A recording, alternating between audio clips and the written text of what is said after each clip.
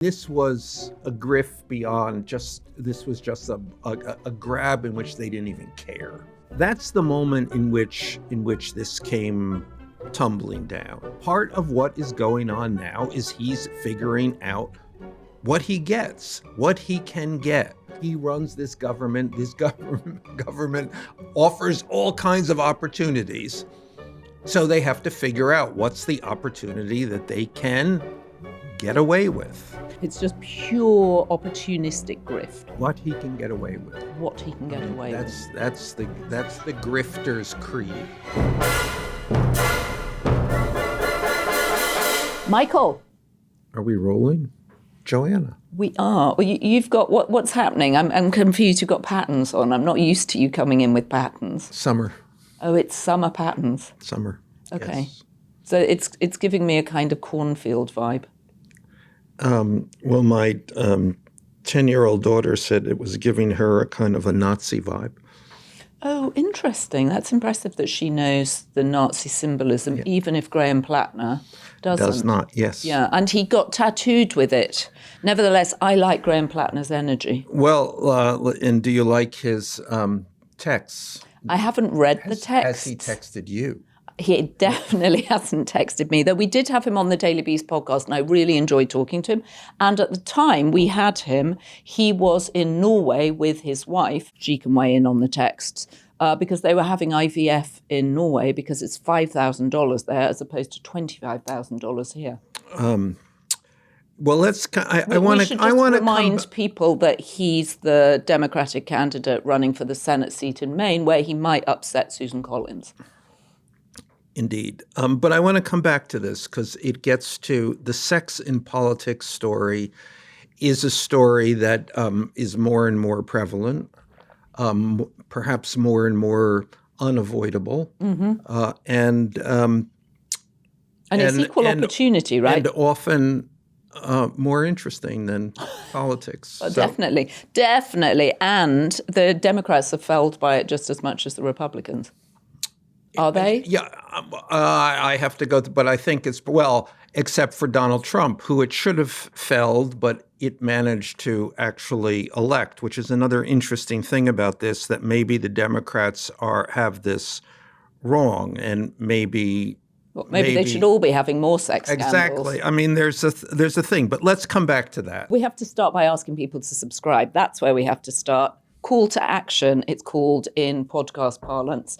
And because we're independent media, we need people's support. We need people to subscribe. We're determined to get to 1 million subscribers. So if you haven't subscribed, please hit that subscription button. I keep asking you what to subscribe gets anyone. Well, it gets notifications for when the episodes are dropping, because we may end up dropping episodes It does earlier. get notifications because yes, I've just got yours subscribed. Switched off. I think you have yours I switched don't get off. notifications. Okay, it gets you extra bits of content. Are we sure that it gets that notifications? Yes, and as get people sent have out? commented frequently, Michael, you've just switched the bell off. There's a little bell thing that you press. But depending on the tier of subscription, you get extra content. We start with the Trump screaming and swearing at Bibi Netanyahu that Netanyahu is in the way of Trump getting a deal with the Iranians. Let's get. I think that's in the. I mean, the Iranian thing is still the major thing in the middle of this presidency. So let's just put that off a little, because I think it really we have to devote a little time to that. But let's do the slush fund. Oh, I think it's an interesting moment in which he's been told, and basically it's his party that has told him no way. And so I think that obviously prompts the question, what's going on in his head? I mean, he has been bitch slapped on this one. I mean, the whole thing is preposterous to begin with. I mean, you can't even. This may be a jump the shark moment. I mean, there's so many jump the shark moments. There's so many. But is this because he said, I don't care about the midterms? And they're like, well, we care about the midterms. We're up for election. Yeah, well, of course. But I think it is also that this is more preposterous than even the usual preposterousness. Right. You know, so he sued himself he sued the IRS, which is effectively suing himself, and then he settled with the IRS, which is effectively settling with himself. Right. And the settlement was this $1.8 billion fund, which would be paid out to his supporters, effectively. Right. And then on top of that, including the January 6th protesters. yes. And then on top of that, he gets, which no one else in the country gets, tax forgiveness. And so his family get immunity. tax forgiveness. He and his family get. I mean, the last people. I mean, the people who the entire tax system. Really, if you think about it, the whole tax system is meant to supervise people like Donald Trump because they will cheat otherwise. Duh. But this settlement means that he and his family get immunity from the tax laws.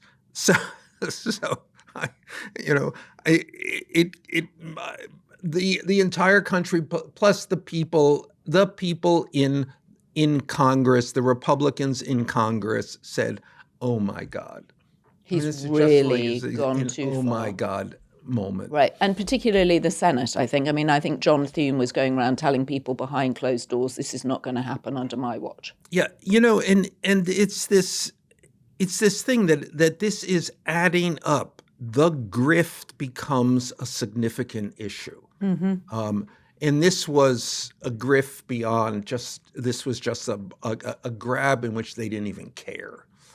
So that's the moment in which this came tumbling down. But the interesting thing is what's in Trump's head about this. And what's in Trump's head about this, and I was poking the people I know who are close to this.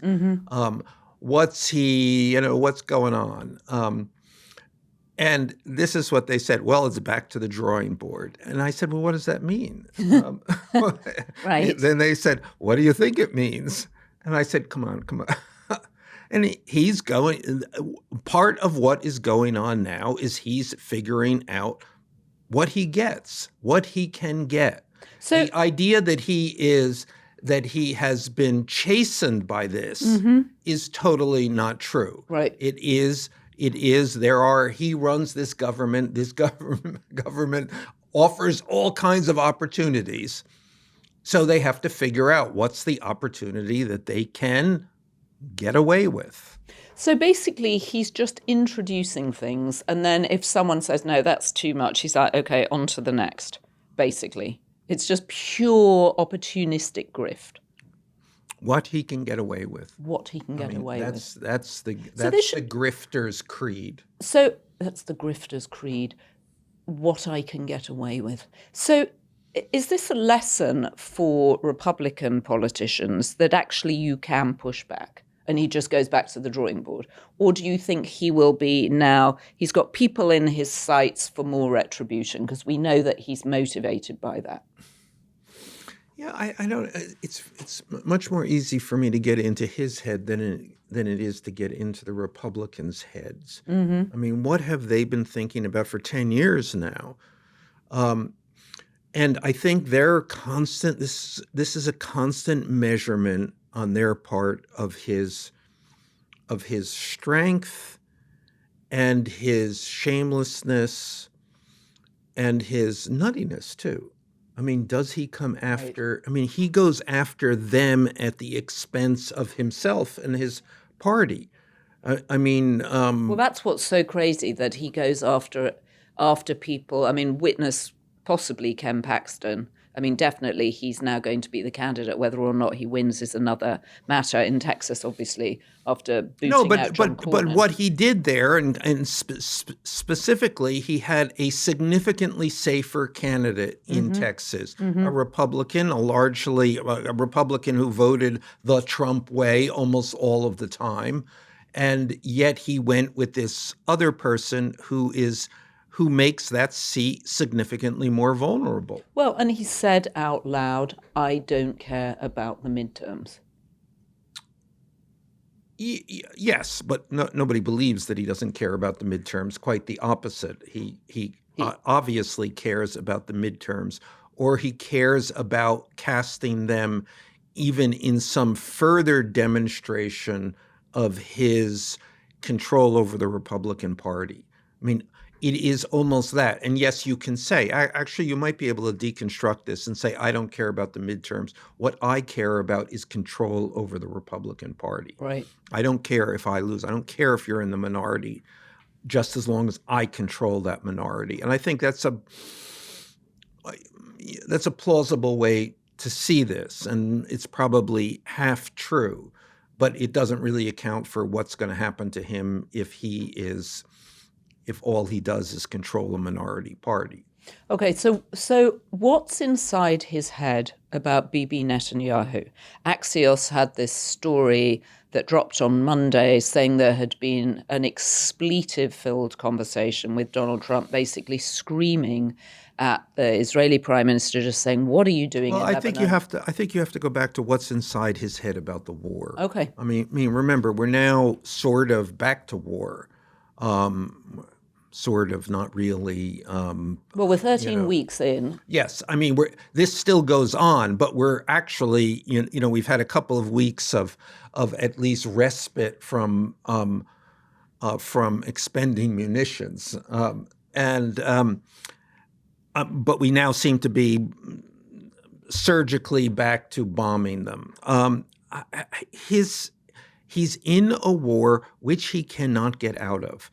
So I mean, what's the headline here? It is the No Forever Wars president is now in a forever war. Right. He cannot get out of it, no matter what he does, and it is as though the Iranians are trapping him in it. Mm-hmm. I mean, they're the ones you would think. Obviously, they want to get this out of there. They want a deal. They want to not be bombed. They want to put their country back together. But no, what they want to do is bedevil Donald Trump. Well, and I think they want to humiliate America. Death to America is their chant, right? Yeah, and I'm not even sure that I think in their minds, if I got into the heads of the Iranians, Please don't go into the mullah's head. We'll never hear the end of it. That they have this mark there. Donald Trump, he is so easy to play. I remember when you speak to people in New York who dealt with Trump over all those years, and that was always this, he's a great deal maker, that was always, people regarded that as people who knew him as a great joke, because he was a terrible deal maker, because he was so easy to read. He just did the same thing over and over again. He just signaled everything. And I think that's what the Iranians see now. So he is stuck. Now it becomes who to blame. Mm-hmm. Is he going to blame Bibi, who deserves certainly a portion of some of this blame? And he does seem to be, I would say he's kind of right. So according to reports, Trump yelled at him, "You're fucking crazy. You'd be in prison if it weren't for me. I'm saving your ass. Everybody hates you now. Everybody hates Israel because of this, because of the bombing in Lebanon." And he says it's what's in the way of him getting a great deal done with Iran, because Iran's like, well, we're not going to do a deal with you while this is going on. Right.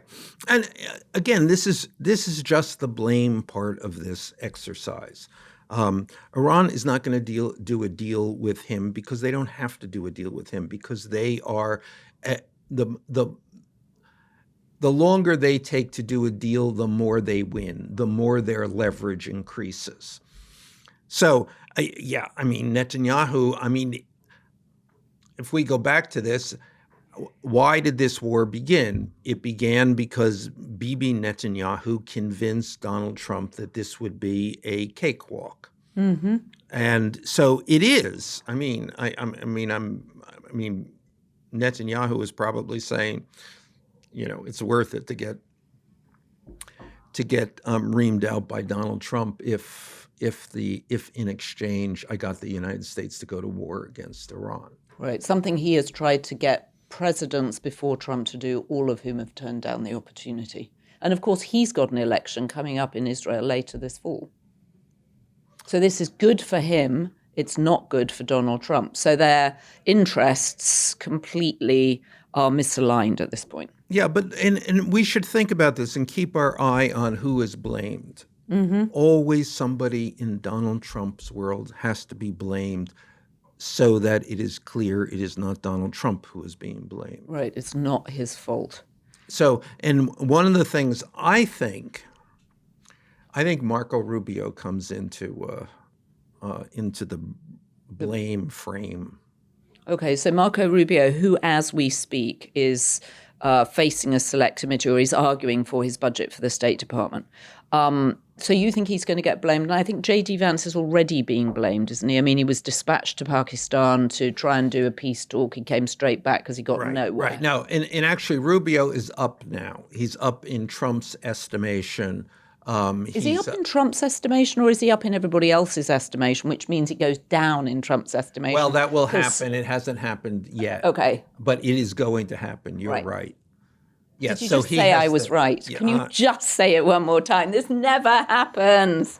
It never happens that you say I'm right. Well, that's what they call chemistry. Oh, is it? Is it what they call chemistry? All right. Well, I'm banking it.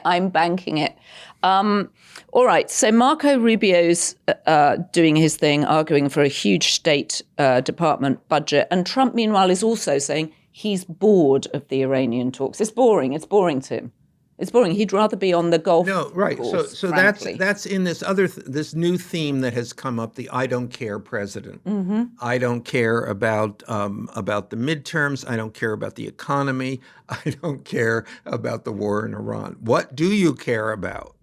He cares about golf. He's played golf 26 times this year. And do you know what? We have an excellent piece by Josh Fiallo in the Daily Beast today, counting, we're now monitoring the number of Truth Social posts that Donald Trump is sending out. He's now sending out 27 Truth Social posts a day. That's what it averaged out on in May. It's the biggest number of Truth posts he's done.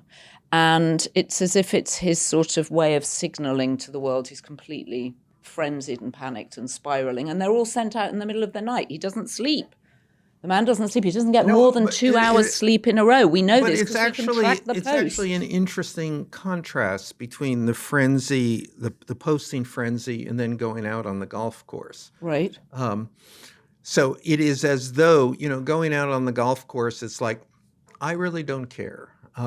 The posts mean I'm spiraling. Yeah. I'm spiraling. I'm on my own. I'm anxious. I just want to make a point about the golf, because this is fundamental to who Trump is. And during the campaign, the 2024 campaign, so running for president is one of the most spectacularly difficult, demanding things that you can do.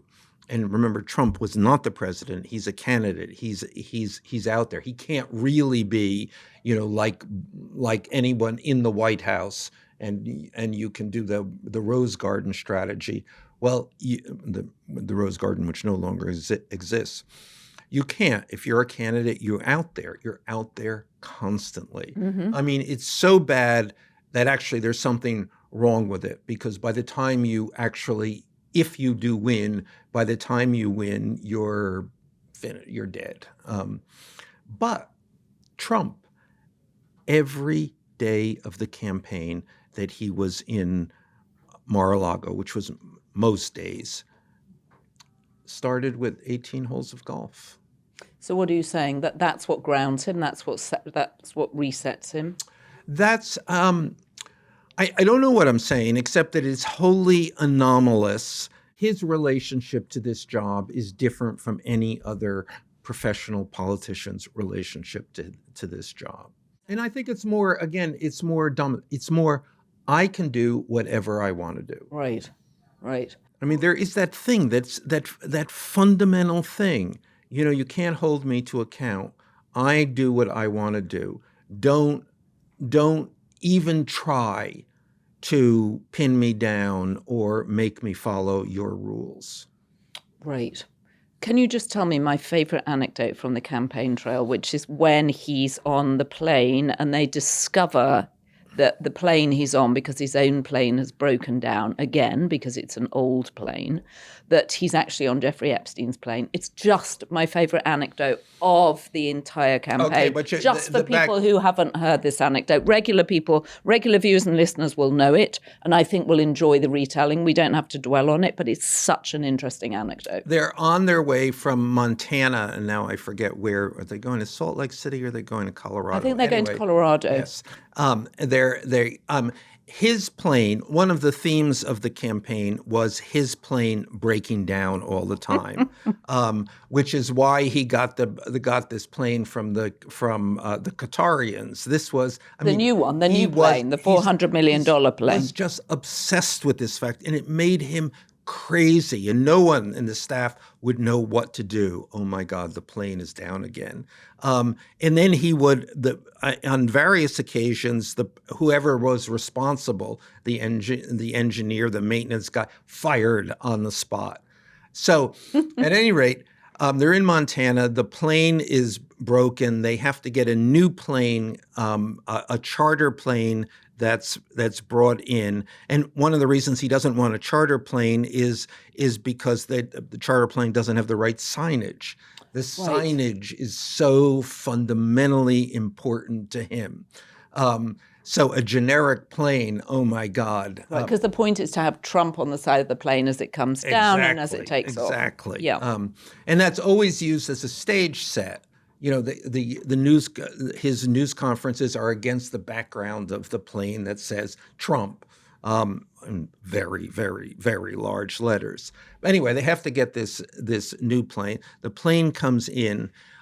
They're on the plane. It's a very, very bad trip. Right, so it's turbulent. Yeah, some of the people I know on the plane said, really, this is the worst trip and these are people on planes all the time. This is the worst trip that they've ever been on. Really heart and throat thinking this could be it.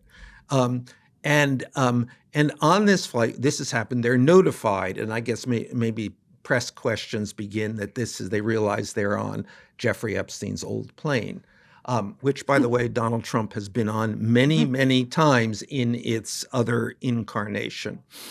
But the plane is anyway shaking, rattling, going like this. And then Trump starts to scream, I'm going to die on Jeffrey Epstein's plane. It's such a good anecdote from the campaign. I mean, I'm so glad I wasn't on that plane, but fascinating anecdote. All right, so available in my book, All or Nothing. All or Nothing. Just in case you want to revisit the 2024 campaign. And I'm just going to remind people you've written 4 books on Donald Trump. 4 books on Donald Trump with a variety of incredible sourcing.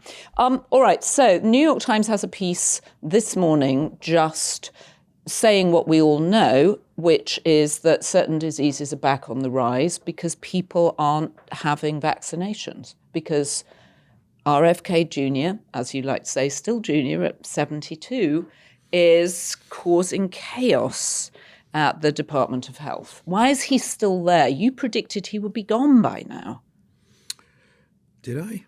Well, you predicted that he would at some point be gone. This isn't good. This isn't good for Trump either. He's now a troublesome figure within the Trump orbit. I mean, the anti-vax position is very unpopular. This is going to become more and more unpopular.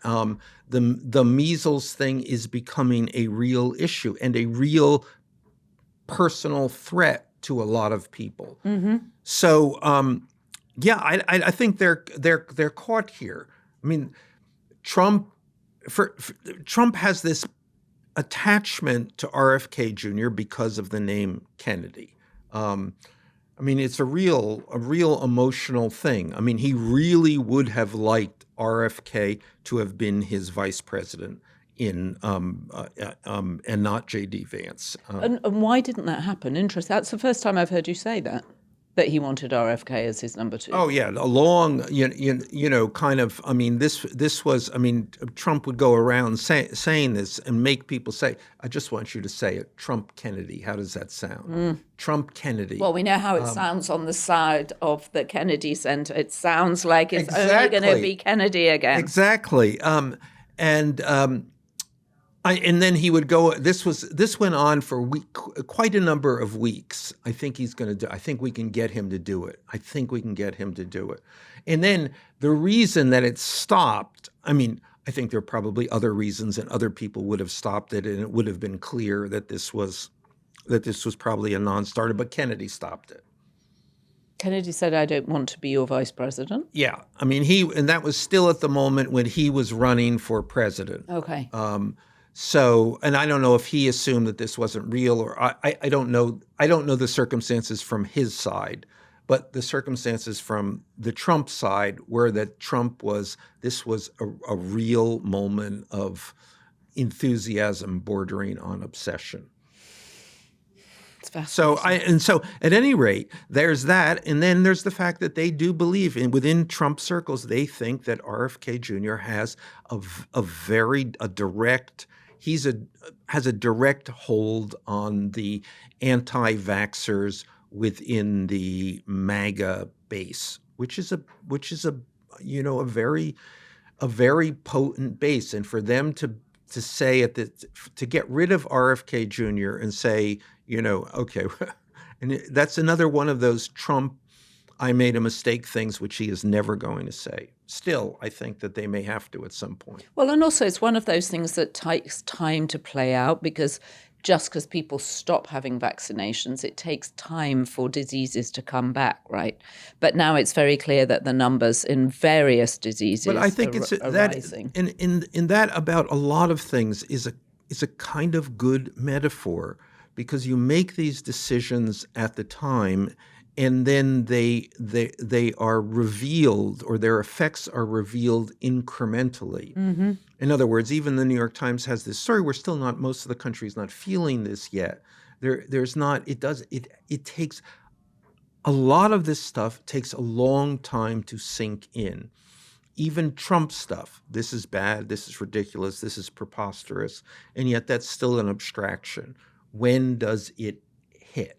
Now, I think some of this Trump stuff is hitting. We're seeing this. I mean, we're seeing certainly in terms of the health stuff that we're starting to see. Obviously, the immigration stuff, Mm-hmm. and and it's not just people. It's not just the videos, but more and more people hear actual personal stories of things that are happening to people they know, or the people they know. Good people are being destroyed by this. Right. And gas prices. People And then know gas gas prices, prices, yes. right? That's the thing that's really become the most immediate threat to him, I think, is they've risen by 30%. Yeah, no, and that is, that is then the literal manifestation of the war. And it's an interesting thing that the calculation of the war is not in people killed, Mm-hmm. but in the price of the gas pump. Right. Okay, so what about his health? When we talked last, he had been back to Walter Reed. He keeps referring to the fact that he's just had an incredible ace passing of the tests they've been given to him. We haven't actually had any report from the hospital. Sean Barbabella, his doctor, has said nobody's ever seen presidential health like this. At the same time, of course, we've got Jill Biden out promoting her book about the ailing Joe Biden. Why do you think we haven't had a report from the hospital? For those people who are listening on audio, my expression is now a mordant deadpan. Right. The answer is obvious, because he's a mess. Because this is an 80-year-old obese man who doesn't get a lick of exercise and who has a negative health diet. So what is he? I mean, we can see his extremities filling up with fluid. There's a 14-pound weight gain. His blood pressure has got to be up, which means they're increasing his blood pressure medication. Means that he's waking up dizzy. It's a calamity. I mean, we can see this. It's a body struggling against itself, a failing body. A body struggling against itself. What an image. I think, and the people around him are aware of this. I mean, aware of it in really in an existential sense. Is it possible? Is it more likely than not, or as likely as not, that just one day he doesn't wake up? Right. When we asked viewers, when we asked listeners, everybody was like, I don't care if he survives the presidency.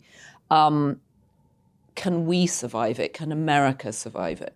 Yeah, no, I mean, well, that is the question. I mean, a different question, but yes. Yeah. But let me come back to the weight thing, because you flagged the 14-pound weight gain. Now, and he refers to, fat drugs. Okay, during the campaign, there was a whole a set of people who I was speaking to, people who the kind of denizens of the Mar-a-Lago terrace. And they were good sources of information, because these are people who hung out on the terrace, basically because Trump was there, because that was a way to get close to Trump, because that was a way to get information about Trump. And so among these people, a handful of people absolutely assured me that he was on GLP-1s, and which would explain the weight gain if he was on them and then he went off them. Why would he come off them? Because they didn't agree with him? I mean, they're not always straightforward. They can give you stomach upset. I don't know why. I'm just saying that there's a plausible reason, because you're right that a 14-pound weight gain within basically the last time he was in the we got a report, a physical report, which wasn't that long ago, 6 months ago. Right. Is a lot of weight. And it's a lot of weight for someone at that age. Normally at that age, I mean, it also their could appetites be, are getting could be less. retaining fluid. It's not good news, actually. The GLP-1 explanation is probably the better news than the alternatives. Okay, so this morning we woke up to the news that he's replacing Tulsi Gabbard, who left because her husband has got cancer, as head of intelligence, with a man called... Okay, but let me just say this, that literally nobody believes that. She left because she was pushed out. Right. And she left because she wasn't really involved in any of the decisions that required the head of intelligence be involved, right? I think she posted pictures of herself doing Warrior 1 or Warrior 2 yoga pose on the beach in Hawaii as the bombs were beginning to drop in Iran, because she didn't even know about it, is my understanding. Anyway, she's being replaced by a man called Bill Pulte, who's head of the national housing thing. Right. Do we care? Yeah. Well, no. I mean, I think it's interesting, because just when you think that Trump couldn't find any more inappropriate, unqualified, moronic people to fill the jobs around him, he does find someone. Right.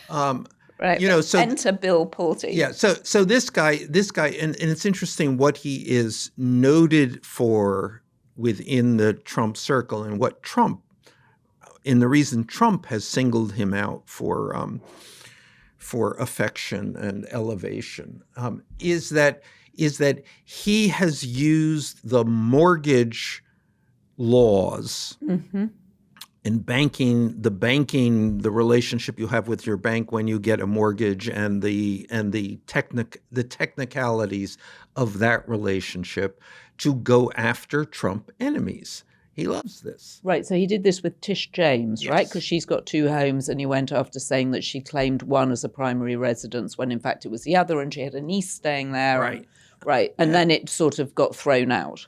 And also the woman on the Federal Reserve. Lisa Cook. Boom.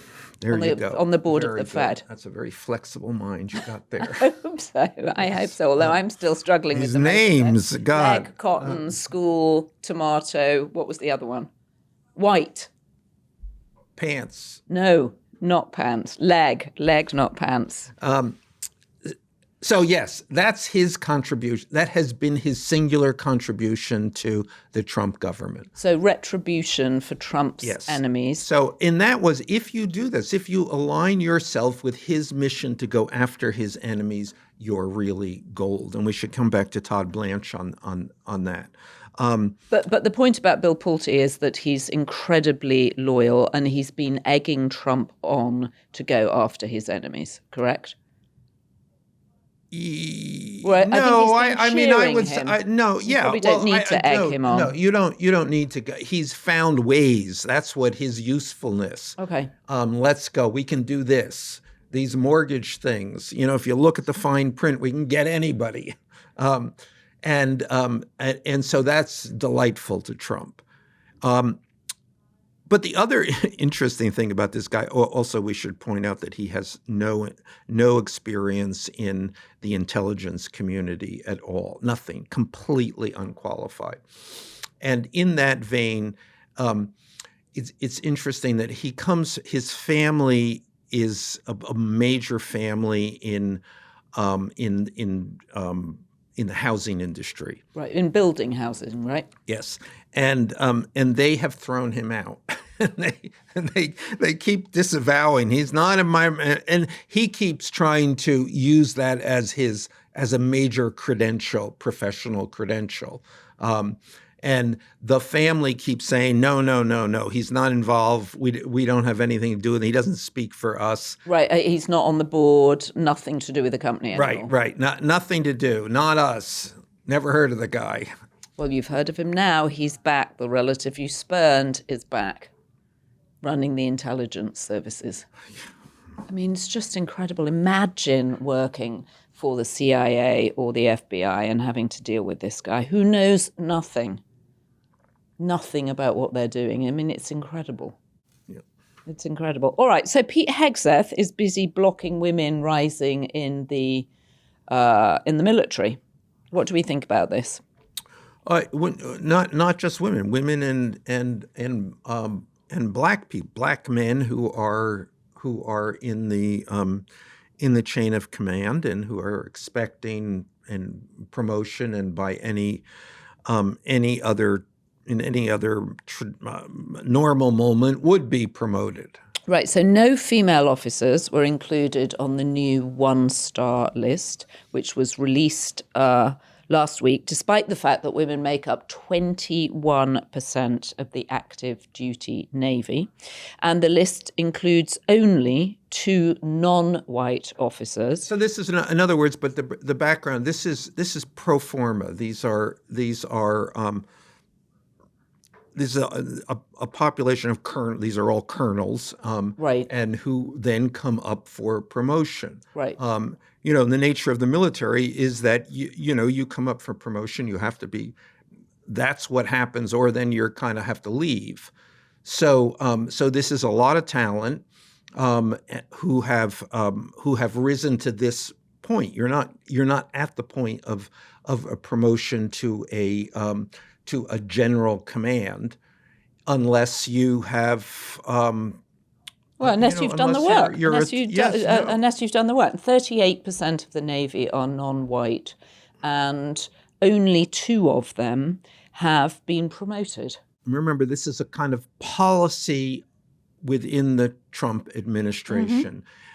DEI initiatives, diversity initiatives, we don't want that anymore. Right. All of them have been cancelled, and public companies have had to drop diversity from their kind of homepages, all that stuff. Right. And let's there's there's an argument that you can make that diversity DEI initiatives went too far and all of that. And the Trump administration has probably gotten some credit for doing that, for reining that in. But the line, and obviously, I mean, it's an important line between anti-diversity. Is it anti-diversity? Yeah, pro-anti-diversity, and racism and misogyny is once you cross that line, everything begins to change. And there is, within the Trump orbit, this is a very real thing. I mean, Stephen Miller, for instance, it is not hard to see that he is not just anti-DEI. DEI. Yeah, anti-DEI. Yes. And kind of, whatever that rationale. He's a racist.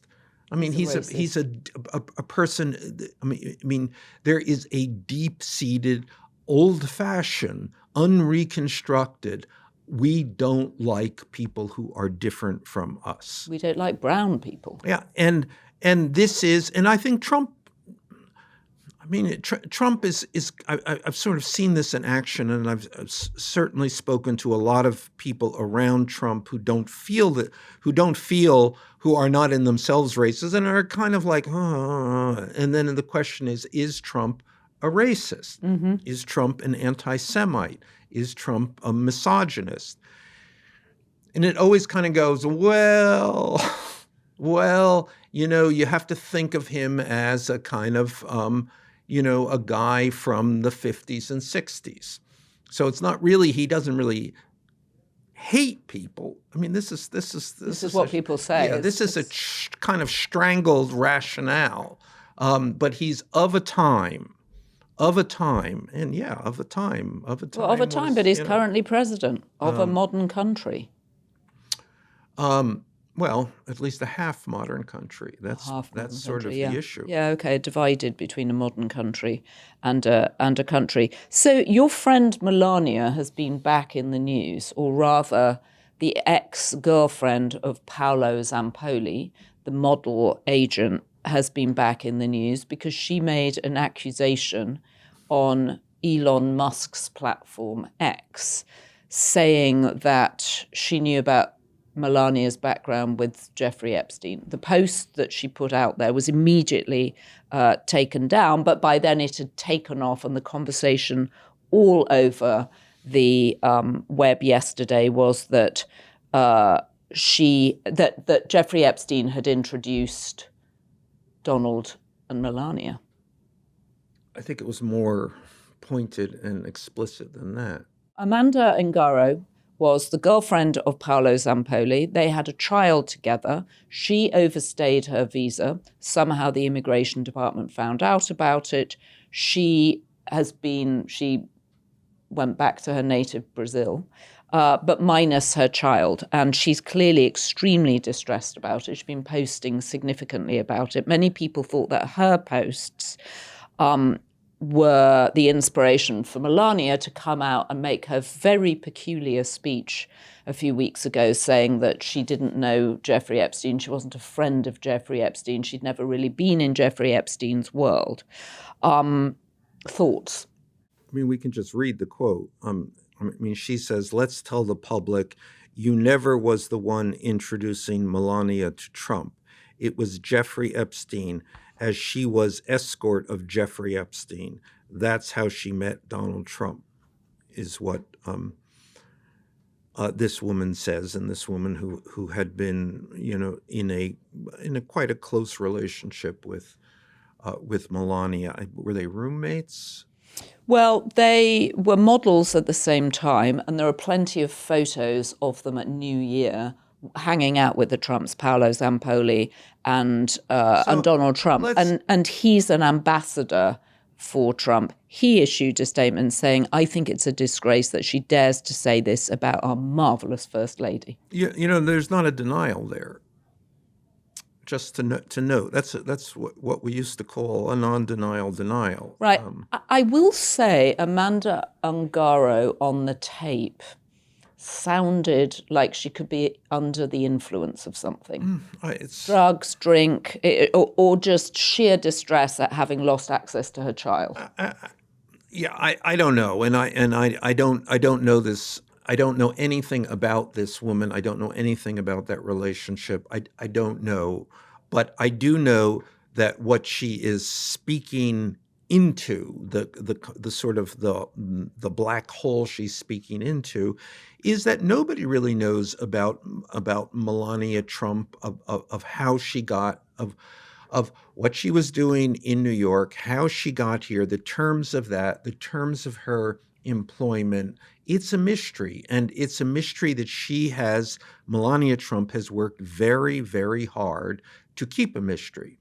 So, she's obviously, there is some vulnerability in whatever her, her origin story is. Well, and the interesting thing too, when she's given the opportunity to make the movie with Amazon, she makes it about the 20 days in the run-up to the inauguration. She doesn't make it about what is, after all, an unbelievable immigrant story, that you come to America. I mean, it's the ultimate in the American dream. You come as a young model and you end up as the first lady representing the United States. What an incredible story she chose not to tell.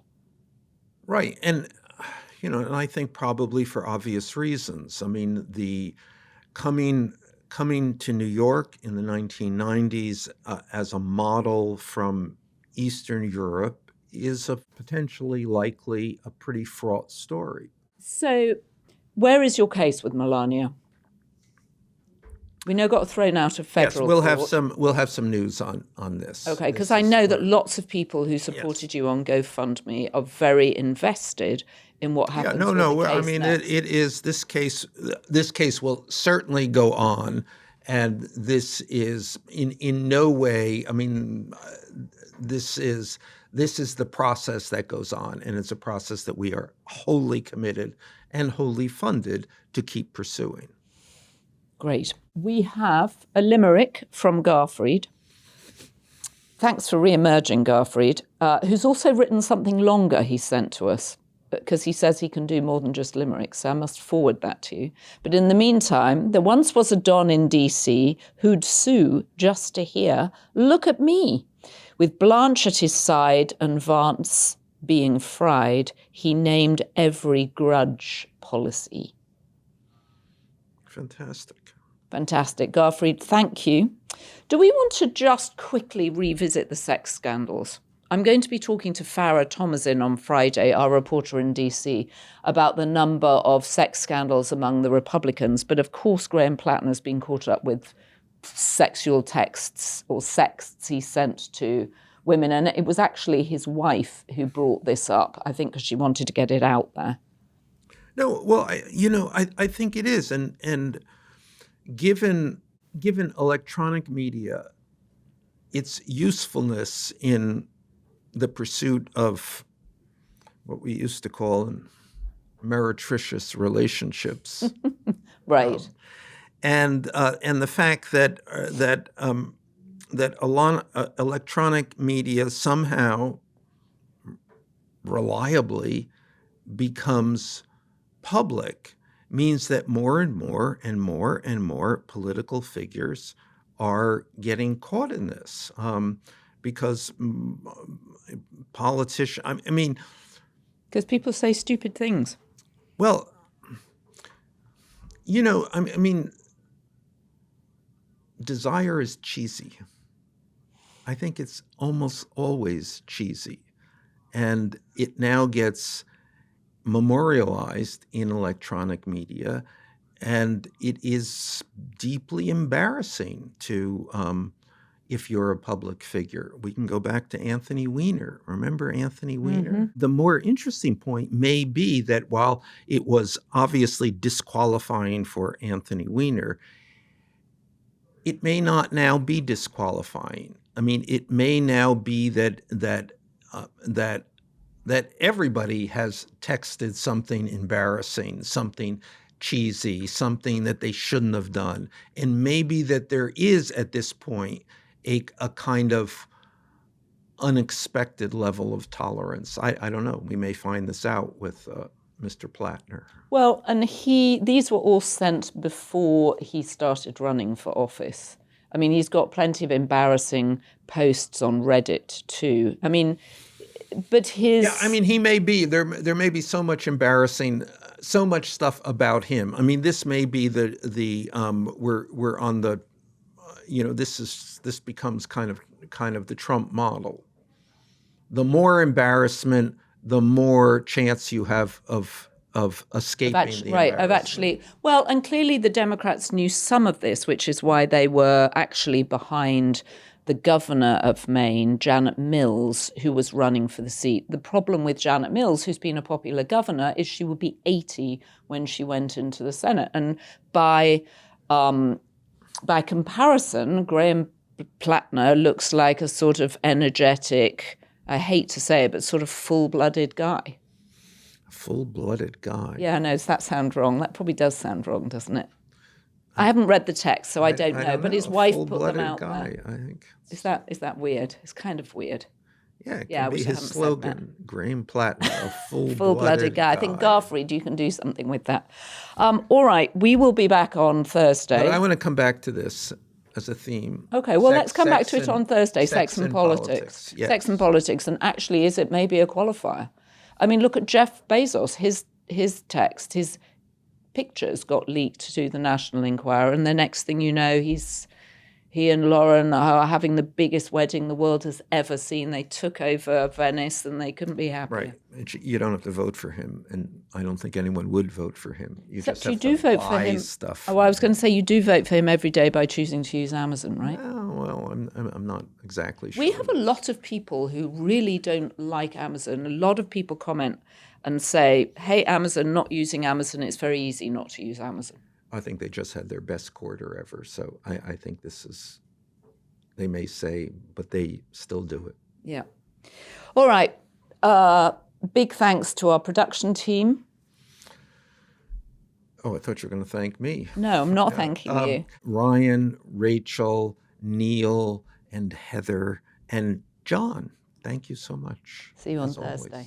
So the good news is we have so many B-Beast tier members now. There are too many names to read out, and we really appreciate your support.